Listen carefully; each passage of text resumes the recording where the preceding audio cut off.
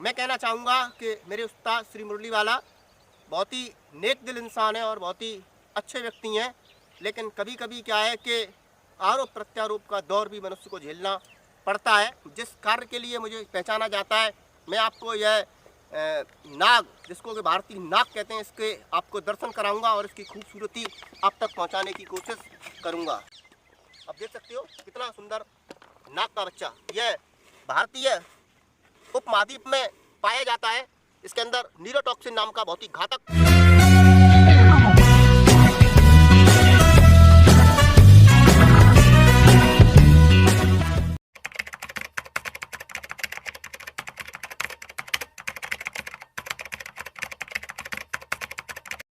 उपकार या परोपकार। मैं अपने YouTube प्रेमियों का हृदय से आभार व्यक्त करता हूं और उनके श्री चरणों में प्रणाम करता हूं, जिनकी इतने स्नेह और इतने प्रेम से हमें निरंतर एक नई ऊर्जा मिलती है इन जीवों की प्राण रक्षा करने हेतु। प्रत्येक रेस्क्यूअर सांपों को जब भी रिलीज करता है, छोड़ता है, तो सब अपने अपने ढंग का कार्य करते हैं और सब अच्छे से अच्छा कार्य करना चाहते हैं। लेकिन मैं फिर भी एक बार कहूँगा कि कैमरा को घुमाया जाए और यह प्राकृतिक दृश्य दिखाया जाए, किस तरीके से मनुष्य की पहुँच से दूर हम प्रत्येक सांप को, जंगली जीव को ले जाके छोड़ते हैं। यह बिल्कुल प्राकृतिक नदी, आप देख सकते हो, इसके पुल किनारे इस तरफ यह ऐसे करके घूम के आते हुए निकल जाएगी। इधर पूरा फोकस दिखाने की कोशिश की जाए। आप देख सकते हो, आप समझ सकते हो कि यहाँ पर यह पूर्ण प्राकृतिक वातावरण, कोई भी यदि मनुष्य यहाँ पर आएगा तो इस बात को समझ के और सोच के आएगा कि यह बहुत ही जंगल का क्षेत्र है, हमें सावधानी से रहना चाहिए। तो यहाँ पर वह मनुष्य भी सुरक्षित रह सकता है और यह जंगली जीव भी।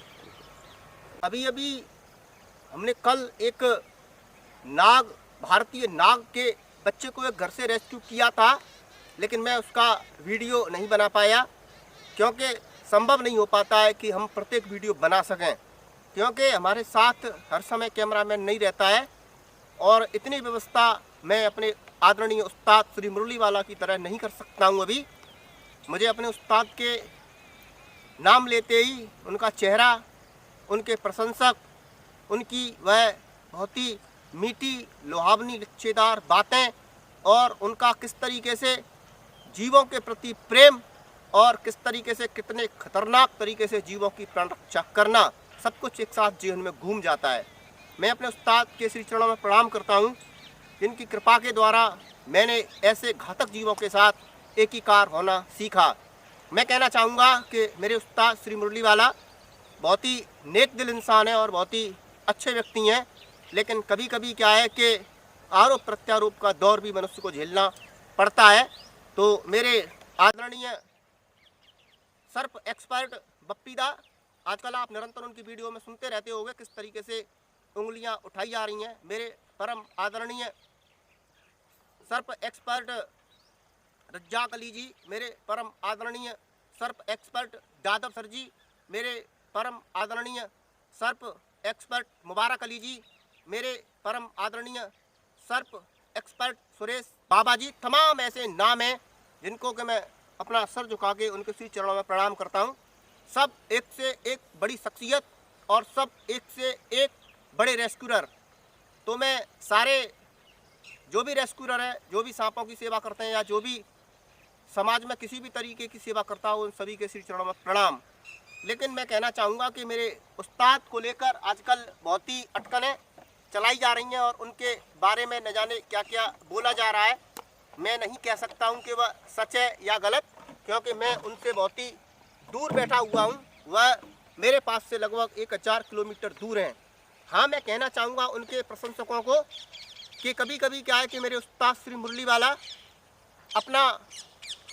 अपने प्रशंसकों का फ़ोन नहीं उठा पाते हैं या वह उन्हें मैसेज के द्वारा उत्तर नहीं दे पाते हैं। तो इसमें कोई नाराज़ होने वाली, गुरेज होने वाली बात नहीं है। मैं उनका शागिर्द सुनील भारद्वाज, मैं भी उस्ताद को फ़ोन मिलाता हूं तो कई दिनों के बाद मेरी भी उनसे बात हो पाती है, जबकि आप समझ सकते हो कि मैं उनके हृदय के कितने नज़दीक और कितने पास हूँगा, क्योंकि वह इतनी अत्यधिक व्यस्तता में रहते हैं और इतने अत्यधिक प्रशंसक हैं उनके कि वह चाहें तो सुबह से शाम तक प्रत्येक व्यक्ति से बात नहीं कर सकते हैं। अगर वह यह चाहे कि मुझे आज बात ही करनी है तो वह नहीं कर सकते हैं।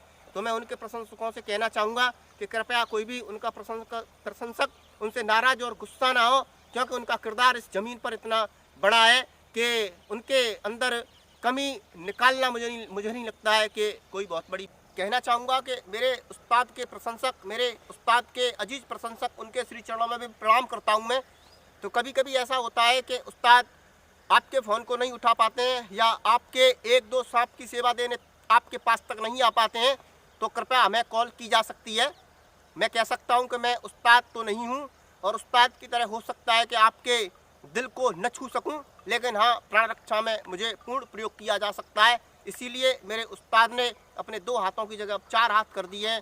उन जहाँ वह नहीं पहुंच सकते हैं तो कोशिश की जाएगी मैं वहाँ पहुँचूँ और अपने उस्ताद के नाम को और ऊंचाइयों से और ऊंचाइयों पर लेके जाऊं, क्योंकि यह सेवा है। अभी जिस कार्य के लिए मुझे पहचाना जाता है, मैं आपको यह नाग, जिसको कि भारतीय नाग कहते हैं, इसके आपको दर्शन कराऊंगा और इसकी खूबसूरती आप तक पहुंचाने की कोशिश करूंगा। अब देख सकते हो कितना सुंदर नाग का बच्चा। यह भारतीय उपमहाद्वीप में पाया जाता है। इसके अंदर न्यूरोटॉक्सिन नाम का बहुत ही घातक विष पाया जाता है। यह अभी कुछ दिन पहले ही अंडे से बाहर निकल के आया होगा। यह हमें एक परिवार के बीच से मिला। आप समझ सकते हो कि इसका परिवार के बीच में होना कितना घातक और कितना डरावना हो सकता है। अब देख सकते हो इसको, यह बिल्कुल मेरे पास तक जाने के मूड में है, लेकिन अभी इसकी मैं आपको खूबसूरती और सुंदरता दिखाने की कोशिश करूँगा। अब देख सकते हो किस तरीके से अपने प्राकृतिक वातावरण में चलता ही चला जा रहा है, दूर से दूर।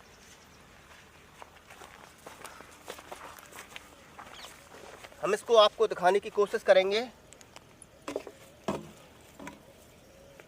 अब देख सकते हो इसका फन दिखाने की कोशिश की। हमारे यहाँ अक्सर करके आप देख सकते हो यह स्पेक्टिकल्स कोबरा ही मिलता है, मोनोस्कल्स कोबरा नहीं मिलता है। इस मोनोस्कल्स कोबरा की तुलना में स्पेक्टिकल्स कोबरा कम गुस्सैल होता है और यह मनुष्य पर वाइट करने की कमी। आप देख सकते हो मेरा देखा देखी कोई भी सांपों से छेड़छाड़ करने की कोशिश ना करे, इन्हें नंगे हाथों से छूने की भी कोशिश ना करे। यह इसका स्वभाव जानना पहचानना बहुत ही कठिन कार्य है। यह मनुष्य को काट सकता है क्योंकि यह कुछ नहीं जानता है। कोबरा भारतीय नाग उपमहाद्वीप का एक जहरीला नाग है। यह आक्रामक नहीं होता। मनुष्य के लिए सबसे ज़्यादा खतरनाक होता है यह, क्योंकि यह मनुष्यों की बस्ती के आसपास पाया जाता है। इसका मुख्य भोजन चूहा है। अभी ये बहुत छोटा है, अभी इसको अंडे में से निकले हुए मैं समझता हूँ लगभग 2 या 3 महीने हुए होंगे। यह बहुत ही एडल्ट मेल हो जाएगा। इसकी पूरी लंबाई 60 फीट 3 इंच तक होती है। प्रजनन अप्रैल और मई में करता है। लगभग 10 से 15 अंडे इसकी मादा देती है। अब देख सकते हो इसके ऊपर फूलता किस तरीके से अपने कलर को दिखा रहा है, किस तरीके से अपनी सुंदरता को दिखा रहा है। यह नाग है, सामना होने पर इसी तरीके से अपने हुड को उठा लेता है। थोड़ी दूरी बना के रखा कैमरामैन। यह जब भी इसका अपने दुश्मन से सामना होगा तो अपने हुड को उठा लेगा और पहले तो इसकी कोशिश यही होगी कि यह अपने दुश्मन के सामने से भाग जाए, लेकिन यदि इसका सामना होता है तो इसी तरीके से हुड को उठा लेगा और अपने दुश्मन को डराने की कोशिश करेगा। लेकिन इसके अगर अत्यधिक पास जाने की कोशिश, आप देख सकते हो किस तरीके से फुकार दे रहा है। यदि इसके अत्यधिक पास जाने की कोशिश की जाएगी तो यह दंश कर देगा। यह मनुष्य के किसी व्यवहार को नहीं समझ सकता है। इसका एक ही व्यवहार है और वह है मनुष्य को दंश करना, काटना। कोई यदि एक्सपर्ट या कोई सांप रेस्क्यूअर यह कहता है कि मैं सांपों को सम्मोहन कर लेता हूँ या सांप काटेंगे नहीं, मैं उनके साथ कुछ भी छेड़छाड़ करूँगा, सांप कुछ नहीं समझ सकता है। सांप के अंदर कोई भी मस्तिष्क जैसी वस्तु नहीं पाई जाती है। तो मैं कहना चाहूँगा इनसे बहुत ही सावधानी के साथ रेस्क्यू करना चाहिए और सावधानी के साथ रेस्क्यू करके इन्हें एक सावधानी के साथ छोड़ देना चाहिए। मैं कहना चाहूँगा सांप का जीवन आसपास के वातावरण में ढल जाता है। जिस तरीके का आसपास का वातावरण होता है उसी तरीके से सांप अपने आप को मेंटेन कर लेता है। लेकिन ज़्यादातर सांप का जो भी वो है शीतकालीन होता है। यह इसकी जो इसका जो खून है वह ठंडा होता है। यह ज़्यादा अत्यधिक ठंड भी नहीं झेल पाता है। तो मैं कहना चाहूँगा, कितना सुंदर, कितना प्यारा जीव, पूरी सुंदरता दिखाई जाए।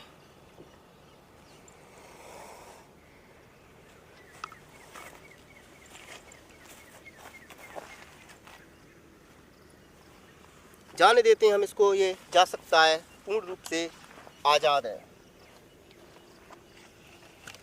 अंत में मैं अपने सारे यूट्यूब प्रेमियों से कहना चाहता हूँ, आपके आसपास कहीं भी कोई बेजुबान निराश्रित घायल जीव के प्राण संकट में हो तो कृपया हमें बुलाया जा सकता है प्राण रक्षा हेतु। और मैं कहना चाहूँगा, ज़्यादा से ज़्यादा सारे लोग सब्सक्राइब करें, लाइक करें और ज़्यादा से ज़्यादा हमसे सेवा कराएं, ज़्यादा से ज़्यादा जीवों की प्राण रक्षा करें, क्योंकि प्रकृति ही हमारी सच मायने में दोस्त है और प्रकृति ही सच मायने में हमें जीवन देती है। बाकी संसार में प्रकृति के सिवाय हमें कोई भी जीवन नहीं दे सकता है। जय परोपकार, जय परोपकार।